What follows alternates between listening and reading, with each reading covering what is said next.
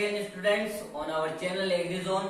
तो बेसिकली हमने हमारे पिछले जो लेक्चर है उसमें हमने डिस्कस किया था जो फादर ऑफ बायोलॉजी और फादर ऑफ बोटनी के बारे में। जो फादर ऑफ बायोलॉजी है मतलब जो जनक है बायोलॉजी के उनको कहते हैं एरिस्टोटल, और जो हमारे जो बोटनी के जो जनक है फादर है जिन्हें कहा जाता है वो थे थेरोफोरस्टस, जिनके बारे में हमने पढ़ा था, डिस्कस किया था। और बहुत सारी ब्रांचेस है उसके बारे में भी हमने पढ़ा था, और बहुत सारे साइंटिस्टों के बारे में पढ़ा था, और कुछ बेसिक चीजें। अब आने वाले भी 2-3 लेक्चर है उनमें हम बेसिक ही पढ़ेंगे, और जहां से हो सकता है कि 1-2 लेक्चर और बेसिक हो, क्योंकि आप जैसे जैसे बेसिक पढ़ेंगे वैसे आपको समझ में आएगा। ऐसे डायरेक्टली हम शुरुआत नहीं कर सकते किसी भी चीजें की। तो अब हम शुरू करते हैं हमारे नेक्स्ट जो बेसिक लेक्चर है उससे। ये हमारा सेकेंड लेक्चर है। तो सेकेंड लेक्चर हमारा है अब हम कुछ साइंटिस्ट से शुरुआत करेंगे और बायोलॉजी के बारे में और जानेंगे डीप में कि वैसे इसका मतलब होता क्या है, क्या चीज है। तो हम शुरुआत करेंगे साइंटिस्ट से। तो पहला साइंटिस्ट था हमारा फादर ऑफ ब्लड ग्रुप। जो ब्लड ग्रुप के जो फादर थे, वैसे तो सबको पता होगा, ऐसा कुछ नहीं है, लेकिन जिसको नहीं पता है वो भी अच्छी बात है, और जिसको पता है वो भी अच्छी बात है। जिसको नहीं पता है वो मैं बता देता हूं। तो father of blood group, father of blood group यानी जो ब्लड ग्रुप है हमारे, जो आप सबको पता होगा ब्लड ग्रुप, ए ब्लड ग्रुप होता है, ओ होता है, ए बी होता है, और वैसे तो यही होते हैं मेन तो, A B O A B, और इसमें भी बहुत टाइप के होते हैं, A positive, A negative, O negative, O positive वैसे, लेकिन 4 ही मेन होते हैं जो कि रिसस मंकी से जो ब्लड ग्रुप है उनकी शुरुआत की गई थी, उनसे आइसोलेट किया गया था ब्लड ग्रुप सबसे पहले, जो कार्ल एंड स्टीनर ने कहा था। और उसी के लिए जो ब्लड ग्रुप का फादर है वो कार्ल एंड स्टीनर को कहते हैं, कार्ल एंड स्टाइनर। के का मीन्स है यहाँ है कार्ल एंड स्टीनर। हिंदी में लिख देता हूं मैं, कार्ल एंड स्टीनर। तो ये थे हमारे जो ब्लड ग्रुप है, जो हमारे सारे ए बी और ओ, उनके जो डिस्कवरी की थी उनका जनक कहा जाता है कार्ल एंड स्टीनर को। और सेकेंड है फादर ऑफ ब्लड ग्रुप को होता है सर्कुलेशन, जो हमारे बॉडी में जो होता है blood circulation through body to heart, और हार्ट से वापस बॉडी में जाना, ब्लड को प्यूरिफाई करता है। तो वो ब्लड सर्कुलेशन एक तरह का डबल सर्कुलेशन भी होता है, वो हार्ट वाले चैप्टर में आएगा आगे, उसके बारे में डिस्कस करेंगे हम अच्छे से। तो फादर ऑफ ब्लड ग्रुप हो गया था। अब हम चलेंगे father of blood circulation. Father of blood circulation कौन है? फादर ऑफ ब्लड सर्कुलेशन का नाम है विलियम हार्वे।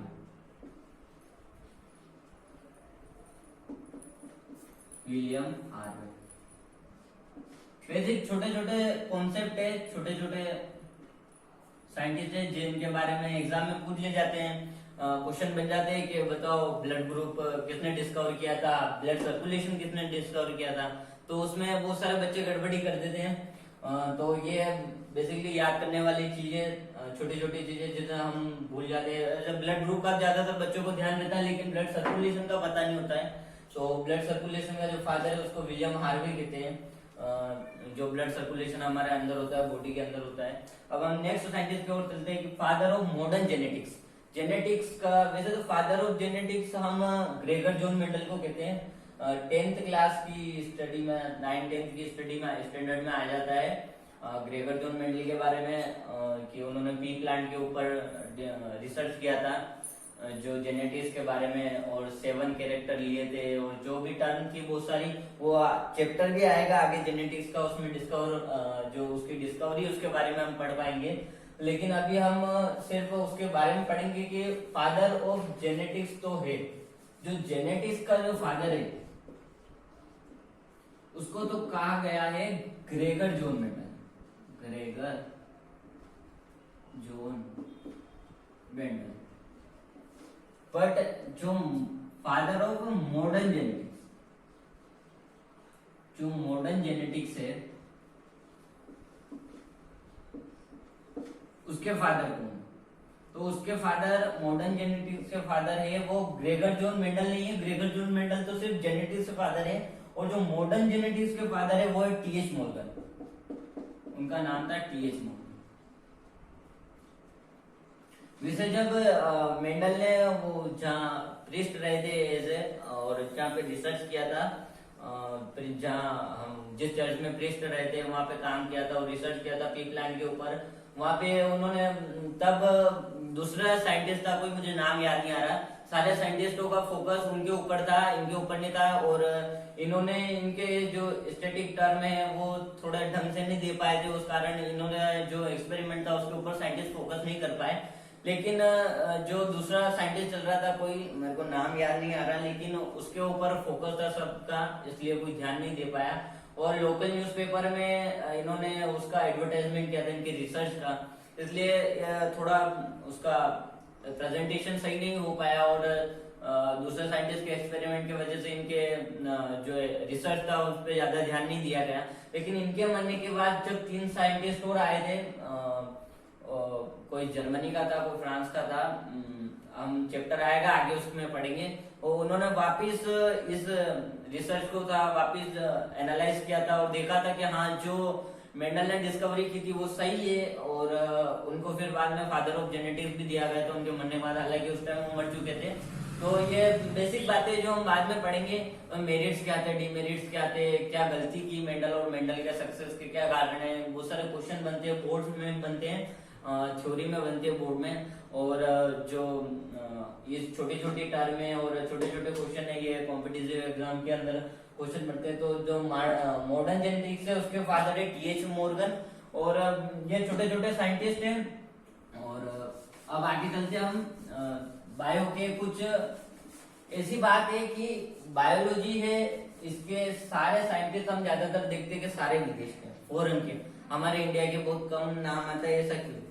ऐसा इसलिए कि जो बायोलॉजी है वो आज की नहीं, वो बहुत पुरानी है। इसका मतलब ये कि जैसे कि कार्ल एंड स्टीनर है, एरिस्टोटल है जिसको अरस्तु कहते हैं, और ग्रेगर जॉन मेंडल है जिन जेनेटिक्स का फादर कहा जाता है, और थियोफेरस्टस है, बहुत सारे साइंटिस्ट हैं जिन्होंने अलग अलग डिस्कवरी की है, अलेक्जेंडर फ्लेमिंग है।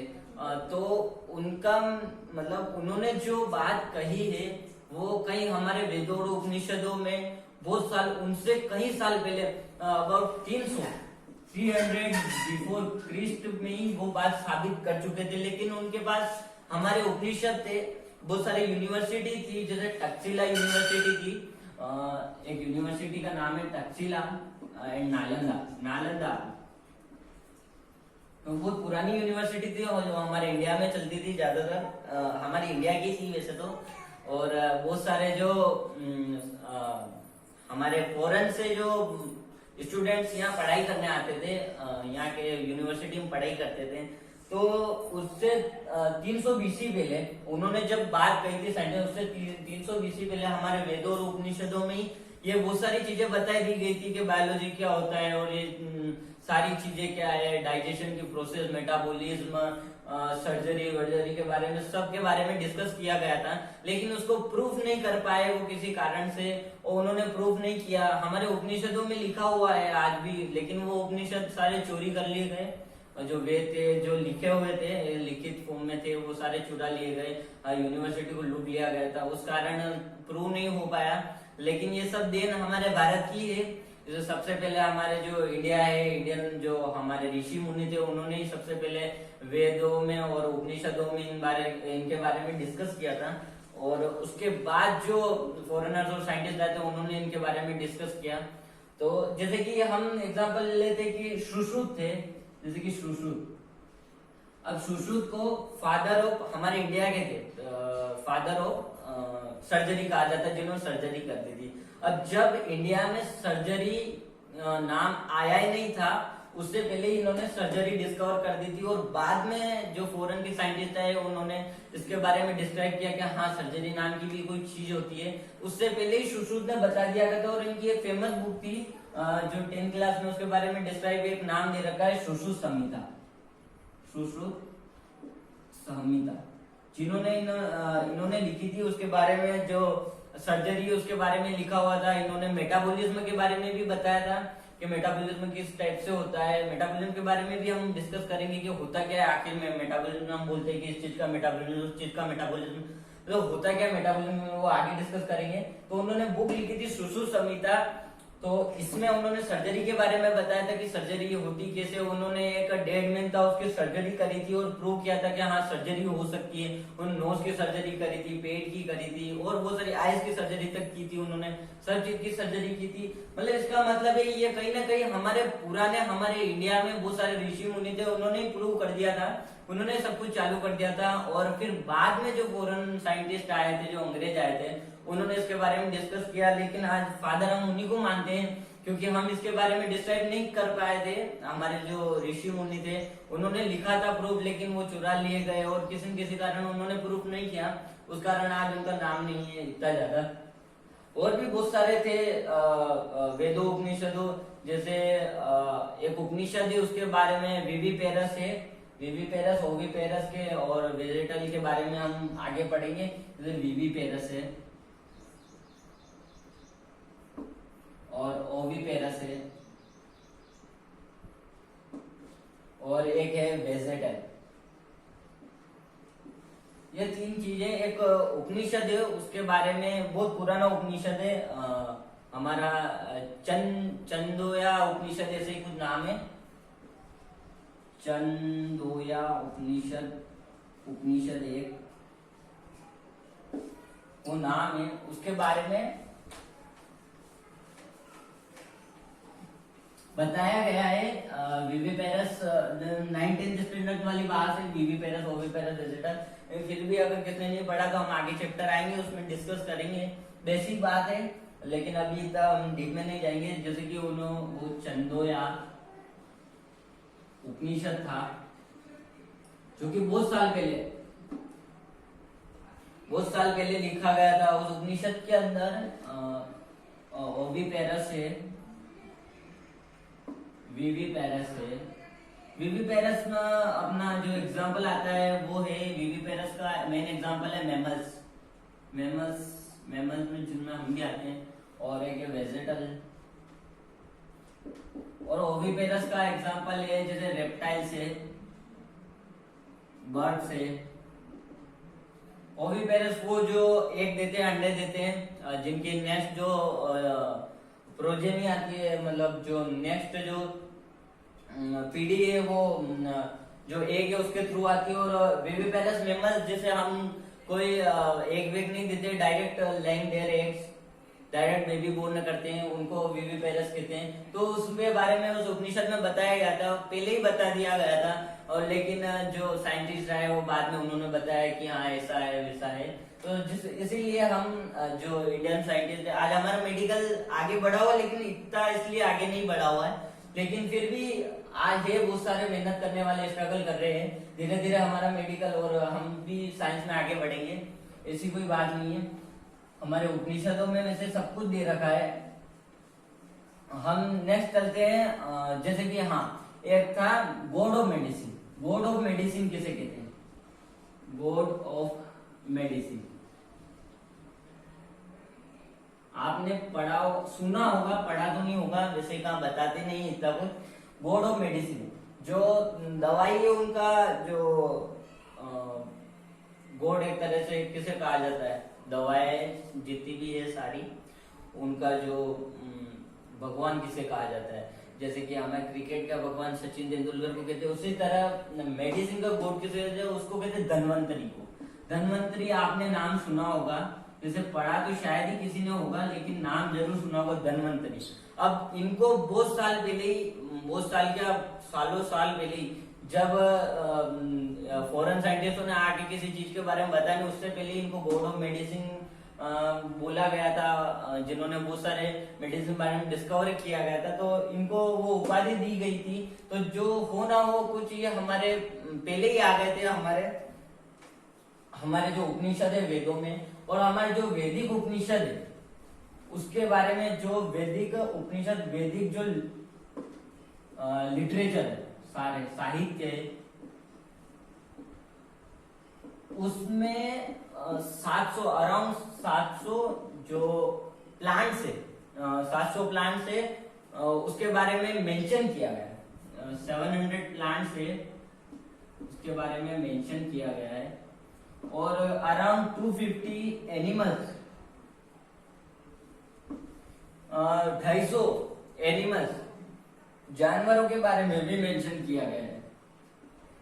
हमारे जो वैदिक लिटरेचर है उसके अंदर 700 से प्लांट्स जो पादप है उनके बारे में मेंशन किया गया और 250 एनिमल के बारे में मेंशन किया, उनको डिस्क्राइब किया गया है उनके बारे में। तो कहीं हो ना हो ये हमारे पुराने लिटरेचर और इनमें ही बता दिया गया था। फिर बाद में जो साइंटिस्ट आए उन्होंने डिस्क्राइब किया उस बारे में, और वो ज्यादातर बहुत सारे जो हमारे इधर ही पढ़ के गए थे, बहुत सारे आए थे। अलेक्जेंडर फ्लेमिंग आया था, बहुत सारे अलग अलग साइंटिस्ट हमारे यहाँ आए थे और पढ़ के गए हैं।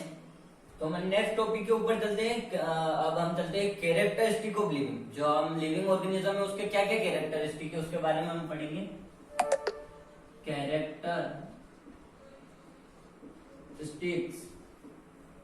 ऑफ लिविंग, जो जीवित है उनके कैरेक्टरिस्टिक के बारे में पढ़ेंगे कि क्या क्या कैरेक्टरिस्टिक है। तो हम फर्स्ट चलेंगे प्रोटोप्लाज्म। प्रोटोप्लाज्म होता क्या है?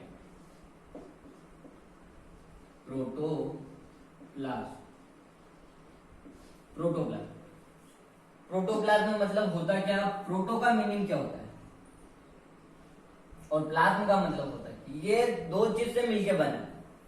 और प्रोटो का मीन्स होता है प्रीमिटिव।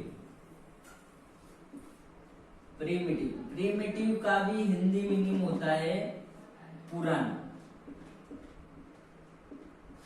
और प्लाज्मा मीन्स होता है द्रव।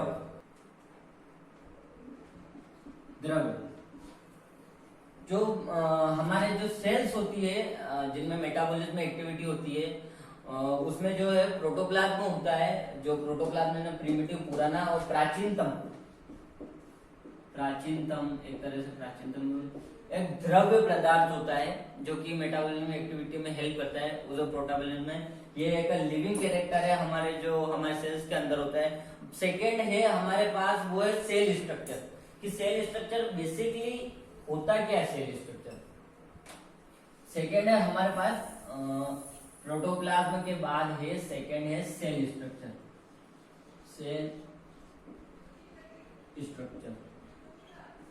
सेल स्ट्रक्चर नाम से ही बात समझ में आ रही है कि सेल स्ट्रक्चर होता क्या है।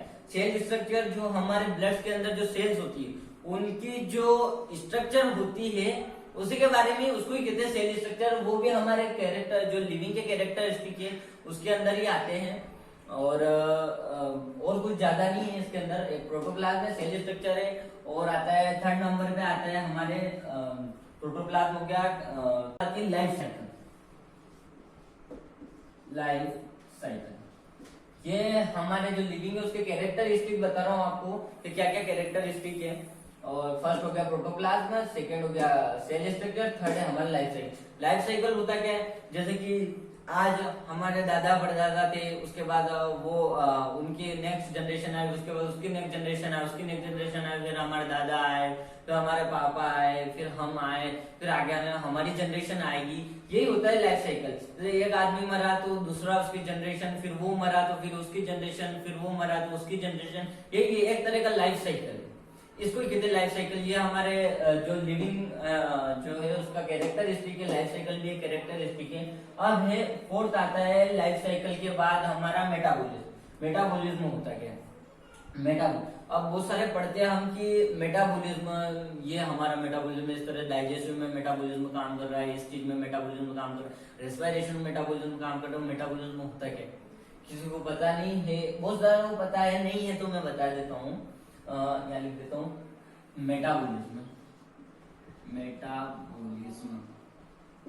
मेटाबॉलिज्म होता है। तो लेट्स एग्जांपल ले लेते हैं हम डाइजेशन का ही एग्जांपल ले लेते हैं। डाइजेशन हो रहा है, हमने खाना खाया, ओरल कैविटी में गया हमारा मतलब बक्कल कैविटी में, हमने च्यूइंग किया, सैलिवरी ग्लैंड से वो जो खाना हमने च्यूइंग किया, उसके बाद यहाँ फेरिंग्स में गया, इसोफेगस में गया, स्टमक में गया। उसके बाद जो वो कन्वर्सेशन होता है उसका स्मॉल पार्टिकल्स के अंदर धीरे धीरे, और जो एक्टिविटी होती है उसको मेटाबॉलिज्म कहते हैं। कुछ भारी भारी बात समझ में नहीं है कि मेटाबॉलिज्म होता क्या है। हम जो रेस्पिरेशन करते हैं उसकी जो एक्टिविटी होती है जो पूरी तरह की, उसको ही हम मेटाबॉलिज्म कहते हैं। या किसी चीज की प्रोसेस को मान सकते हैं हम, जैसे किसी भी चीज की प्रोसेस है, मान लो डाइजेशन की है, एक्सक्रीशन की मान लो, रेस्पिरेशन की मान लो, वो एक मेटाबॉलिज्म है जो हमारे सेल के थ्रू जो वर्क होता है, फंक्शन होता है, उसको मेटाबॉलिज्म कहते हैं। और कुछ समझने वाली ऐसी कोई बड़ी भारी बात नहीं होती मेटाबॉलिज्म क्या होता है। इसको दो टाइप की रिएक्शन मिलकर बनाती है, एनाबॉलिक रिएक्शन और कैटाबॉलिक रिएक्शन, जिसमें एक में कॉम्प्लेक्स कंपाउंड से सिंपल में चेंज होता है, सिंपल में कॉम्प्लेक्स में, जो कि आप आगे डिस्कस करेंगे, जो चैप्टर आएगा रेस्पिरेशन के अंदर डिस्कस करेंगे इसके बारे में। और हमारा जो अगला है ये 4 नंबर का था मेटाबॉलिज्म, जो कि लिविंग, हमारे जो कैरेक्टरिस्टिक लिविंग है उसमें आता है। अब नेक्स्ट है रेस्पिरेशन। हम रेस्पिरेशन की बात कर रहे थे, और ये हमारा जो 5th नंबर का है कैरेक्टरिस्टिक ऑफ लिविंग, वो है रेस्पिरेशन। अब रेस्पिरेशन ये इम्पोर्टेंट चीज है रेस्पिरेशन। अब ये नहीं होगा तो हमारी जो मेटाबॉलिक एक्टिविटी है वो ढंग से नहीं हो पाएगी। अगर हम एयर नहीं ले पाएंगे थ्रू, तो हमारी जो एक्टिविटी है वो सारी बंद हो जाएगी।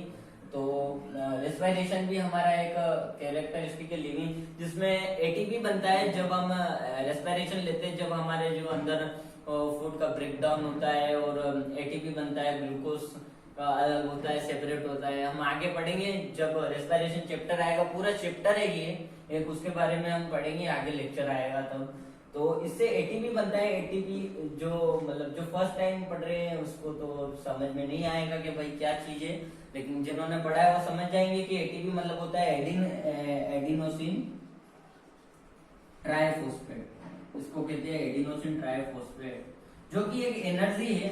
हम जब रेस्पिरेशन कहते हैं वो चीज रेस्पिरेशन करते हैं तब एटीपी बनाता है और हमें एनर्जी प्रोवाइड करते हैं, उसी एनर्जी की वजह से हमारा मेटाबॉलिज्म वर्क करता है।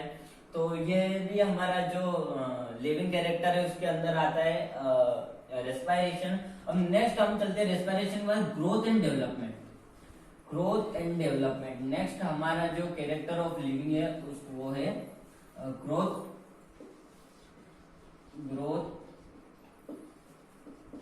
And development. Growth and development होता क्या है? अब ग्रोथ और डेवलपमेंट नाम से समझ में आ रहा है कि जो हो क्या रहा है, अरे ले जा रे अन्ने।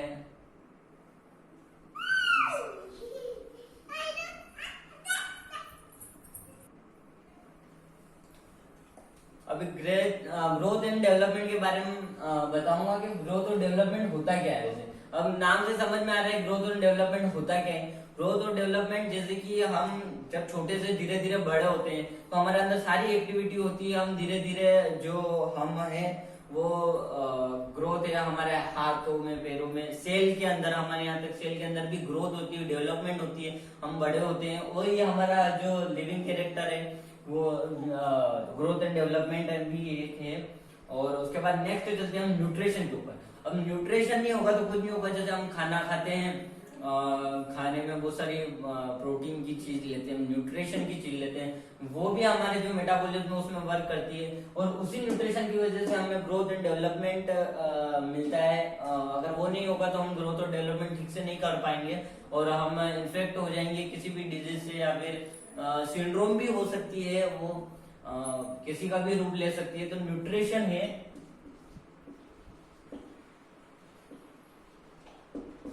न्यूट्रिशन भी मस्त चीज है जो हमारे लिविंग कैरेक्टर में आती है। उसके बाद न्यूट्रिशन के बाद हमारा आता है रिप्रोडक्शन।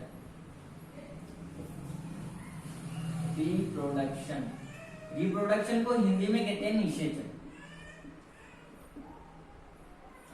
निषेचन उसमें होता है हमारे शायद फ्लावर्स में होता है, हमारे जो एनिमल्स में होता है उसको जनन कहते हैं। रिप्रोडक्शन को जनन। अब रिप्रोडक्शन जो होता है, हम हमारी एक जनरेशन से दूसरे जनरेशन को जब हम प्रोड्यूस करते हैं, हमारे एक जनरेशन दूसरे जनरेशन को प्रोड्यूस करते हैं, नेक्स्ट जनरेशन आती है, उसी को कहते हैं रिप्रोडक्शन। अब ये भी कैरेक्टर ऑफ लिविंग। अब बहुत सारे कहते हैं कि जो रिप्रोडक्शन है वो हमारी ये बेसिक है, लिविंग बेसिक लिविंग कैरेक्टर है। तो ऐसा नहीं है, क्योंकि अब बहुत सारे भी होते हैं जो हम नेक्स्ट जनरेशन को प्रोड्यूस करने में सफल नहीं हो सकते, कोई नहीं कर सकता। तो उस हिसाब से इसका मतलब ये नहीं है कि वो लिविंग नहीं है, वो लिविंग तो है लेकिन वो नहीं कर सकता। और उसका कोई भी कारण हो सकता है, उसका कोई इंडिविजुअल पर्टिकुलर कोई कोज नहीं हो सकता है कि भाई वो नॉन लिविंग इसलिए नहीं कर सकता, वो भी तो जीवित ही है लेकिन किसी कारण वो प्रोड्यूस नहीं कर सकता। तो इसका मतलब ये नहीं कि वो लिविंग नहीं है, इसलिए ये वो बेसिक जो कैरेक्टर ऑफ लिविंग नहीं है। कैरेक्टर ऑफ लिविंग तो है लेकिन वो उस हमारे जो लिविंग कैरेक्टर है उसकी बेसिक यूनिट ऑफ लाइफ नहीं है, हम इसको नहीं कह सकते। नेक्स्ट है रिप्रोडक्ट। हाँ, एक है मेटाबॉलिज्म। मेटाबॉलिज्म हम कह सकते हैं क्योंकि मेटाबॉलिज्म सबके अंदर होता है, स्पेशली मेटाबॉलिज्म उसके अंदर ही होता है जिसके अंदर लिविंग थिंग्स आप प्लांट, वैसे आप कहते हो कि प्लांट्स के अंदर कैसे होगा मेटाबॉलिज्म, क्यों नहीं होता। प्लांट्स के अंदर मेटाबॉलिज्म, फोटोसिंथेसिस हो रहा है, प्लांट्स के अंदर भी रेस्पिरेशन हो रहा है, उसके अंदर भी सारे फंक्शन वर्क कर रहे हैं, तो उसके अंदर भी मेटाबॉलिज्म वर्क हो रहा है। हमारी बॉडी के अंदर भी मेटाबॉलिज्म हो रहा है। तो मेटाबॉलिज्म है वो, उसको हम कह सकते हैं कि हाँ रिप्रोडक्शन के कंपेयर में हम मेटाबॉलिज्म को हम बोल सकते हैं कि हाँ वो बेसिक फंडामेंटल यूनिट है हमारे जो कैरेक्टर ऑफ लिविंग्स की। अब नेक्स्ट चलते हैं मूवमेंट एंड मूवमेंट के बारे में। मूवमेंट नहीं, सॉरी, हम सबसे पहले चलेंगे इरिटेबिलिटी एंड सेंसिटिविटी। इरिटेबिलिटी और सेंसिटिविटी ये भी कैरेक्टर ऑफ लिविंग्स में आती है। ये सारी बेसिक चीजें जो आप अभी समझ जाओगे तो बाद में चैप्टर पढ़ोगे तो आपको दिक्कत नहीं आएगी। अब हम इरिटेबिलिटी में चलते हैं। इरिटेबिलिटी, अब ये नाम आपको जितना हार्ड लग रहा है उतनी हार्ड चीज है नहीं, है बहुत सिंपल चीज है, इरिटेबिलिटी और सेंसिटिविटी। अब सेंसिटिविटी से तो आप समझ जाओ क्या है, दोनों नाम एक ही, अलग अलग मतलब है। इरिटेबिलिटी होता क्या है और सेंसिटिविटी होता क्या है। सेंसिटिविटी आप समझ सकते होंगे। अब इरिटेबिलिटी मतलब होता है स्टिमुलस का मतलब होता क्या है, इसका भी मतलब होता है रेस्पॉन्स। अब रेस्पॉन्स मतलब होता क्या है, रेस्पॉन्स मतलब होता है कि किसी भी चीज का, मान लो कि हमने हमारे जो स्किन है उसके ऊपर कोई गर्म चीजें हम पढ़ते हैं रिफ्लेक्स आर्ट पढ़ते हैं 9th स्टैंडर्ड की चीजें वो भी। और जैसे कि चाय, हम चाय की जो चाय लाते हैं हमने चाय, मान लो कि हमारे गर्म चाय हमारे बॉडी पे टच होगी। अब बॉडी पे टच हुई तो हम उसका रेस्पॉन्स करेंगे, एकदम से हाथ हटाएंगे वहां से, प्रतिक्रिया करेंगे। रेस्पॉन्स को हिंदी में कहते हैं प्रतिक्रिया। हमारा हाथ उसके ऑपोजिट डायरेक्शन में जाएगा, उसको ही कहते हैं हम इरिटेबिलिटी, क्योंकि हमें इरिटेट होगा उस चीज से। और हम अब ऐसा तो नहीं कि हाँ चाय रख दे तो हम हाथ ऐसे ही रखेंगे, हमारा हाथ हटाएंगे, हाथ तो हटाना पड़ेगा, ऑब्वियसली हटाएंगे हम। और सेंसिटिविटी वही, हम चीज को सेंस करते हैं। यही कैरेक्टर ऑफ लिविंग्स में आता है, जो लिविंग होता है वो चीजों को सेंस करता है। बाकी नॉन लिविंग है, आज इस मार्कर के ऊपर अगर मैं गर्म चाय डोल दूंगा तो ये कुछ रिस्पॉन्स ही नहीं देगा ऐसा के तब।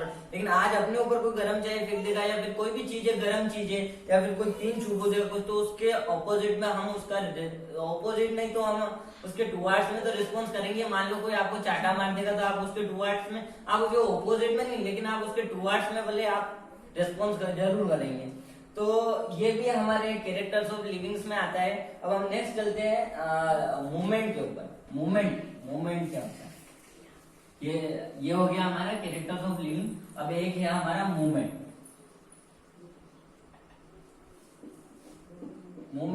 ये भी कैरेक्टर है हमारा लिविंग जो है उसका कैरेक्टर है। अब मूवमेंट का मतलब होता क्या। अब बहुत सारे स्टूडेंट्स के मन में ऐसा हो रहा होगा, बच्चों के मन में ऐसा हो रहा होगा कि मूवमेंट, तो आज हम मूवमेंट कर रहे हैं, हम ये मूवमेंट कर रहे हैं तो लिविंग का कैरेक्टर है तो वही मूवमेंट कर रहे हैं। लेकिन प्लांट्स कहाँ से लिविंग हो, फिर प्लांट्स तो लिविंग होने नहीं चाहिए, उनमें मूवमेंट्स कहाँ से आएगा, ऐसा कहाँ है। आपने देखा होगा कभी भी हवा चलती है तो प्लांट्स के जो जितनी भी डालियां है, ब्रांचेस है, वो सारी हिलती है, मूवमेंट करती है, तो वो मूवमेंट ही।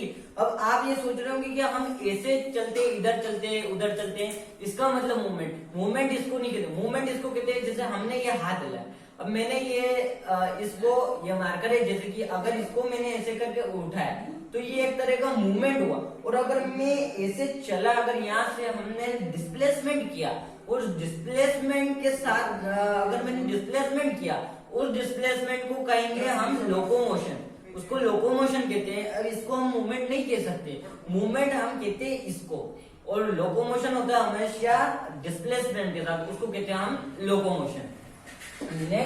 और अब रही बात हमारे प्लांट्स की पादप की, तो आप ये बोलोगे कि वो कैसे मूवमेंट कर सकते हैं, तो आप पढ़ोगे अगर रूट के बारे में और ब्रांच के बारे में, कि ब्रांच जो होती है वो फोटोट्रोपिक होती है, जिधर से सन राइज करता है, जो ब्रांचेस है वो सन के टुवर्ड्स हो जाती है। जैसे कि हम सूरजमुखी का फूल देखते हैं, अब सूरज जिस तरफ होता है, जो फोटोन्स होते हैं लाइट के, वो भी उसका जो फेस है उसकी तरफ मोड़ लेता है अपने फेस को, उसी तरह ब्रांचेस जो होती है पेड़ की, वो भी हो ना हो हमारे जो सनराइज होता है, जो सन होता है उसकी तरफ मुड़ जाती है। और जो हमारी जो रूट्स होती है वो जियोट्रोपिक होती है, जो कि हमारे उसके तरफ जाती है, जमीन के अंदर जाती है, तो उसमें भी तो मूवमेंट हो ही रहा है, तो वो लिविंग्स में ही तो होंगे।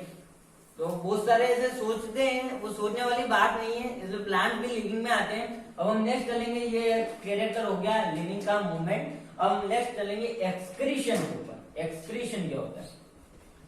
एक्सक्रीशन, ये सारे चैप्टर आएंगे आगे, बहुत बड़े बड़े चैप्टर है। मूवमेंट एंड लोकोमोशन आएगा, रिप्रोडक्शन आएगा, एक्सक्रीशन आएगा, लिविंग वर्ल्ड आएगा, आपके बहुत सारे मॉर्फोलॉजी का ले लो, भले एनाटॉमी का ले लो, और बोटानी में ले लो, भले ही जूलॉजी में ले लो, आपके चैप्टर आएंगे।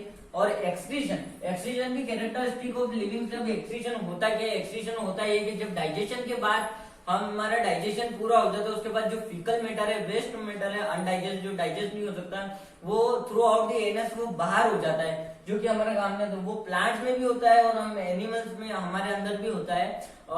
जैसे कि प्लांट्स है, उसके अंदर जो वेस्टेज निकलता है, आपने देखा होगा कभी, गांव में देखते हैं ज्यादातर, सिटी में तो कोई देखने को मिलता नहीं है। हम कभी भी गांव में घूमने जाते हैं तो बहुत सारे पेड़ होते हैं, उसके जो बाहर है उसको लैटेक्स बोलते हैं शायद, मेरे को नाम याद नहीं आ रहा, वो भी आएगा आगे चैप्टर में आएगा, उसके बारे में भी है, कुछ डिस्क्राइब कर रखा है। तो जैसे प्लांट्स हम देखते जाते हैं तो वो एक गम टाइप लगा होता है उसके ऊपर, जो वेस्ट प्रोडक्ट है गम। अब वो हम यूज के अंदर तो नहीं ले सकते, लेकिन इंडस्ट्रियल यूज के पॉइंट ऑफ व्यू से, उसके पर्पज से उसको यूज कर सकते हैं, जो कि बहुत सारे गम के अंदर हम उसका यूज करते हैं। वो उसके लिए यूजफुल है, लेकिन हमारे ह्यूमन वेलफेयर के लिए यूज नहीं। ह्यूमन वेलफेयर के पॉइंट ऑफ व्यू से अगर हम किसी चीज को गम के